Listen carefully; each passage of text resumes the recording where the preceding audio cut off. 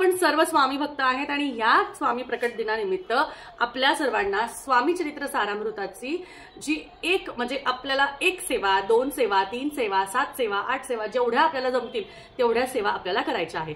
पण सेवा करायच्या आहेत तर मग पूजा मांडणी करायची का, ग्रंथ किती वाचायचे म्हणजे अध्याय किती वाचायचे, पूर्ण अखंड वाचायचं का, सगळं सांगणार आहे। पण त्याआधी कमेंटमध्ये श्री स्वामी समर्थ लिहायला विसरू नका। त्याचबरोबर भरपूर लाईक करा आणि फॉलो करायला विसरू नका।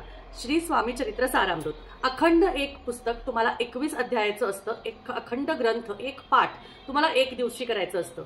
एक पूर्ण पारायण म्हणजे अखंड 21 सलग वाचायचे असतात। तुम्हाला 3 दिवसाचं पारायण करायचं असेल तर 7 7 7 7 त्रिक 21 असं करायचं। 7 दिवसाचं करायचं असेल तर 3 3 3 असे 7 दिवस करायचे।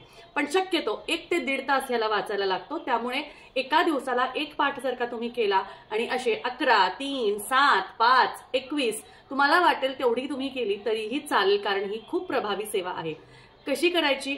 साधी पूजा मांडणी करायची। चौरंगावर कळस मांडायचा, स्वामींचा फोटो, मूर्ती, खडीसाखर, त्याबरोबर पिवळं फळ किंवा पिवळा प्रसाद आणि त्याचबरोबर ह्या ग्रंथाची पूजा एवढंच करायचं आहे। बाकी वेगळी मांडणी काहीही करायची गरज नाही।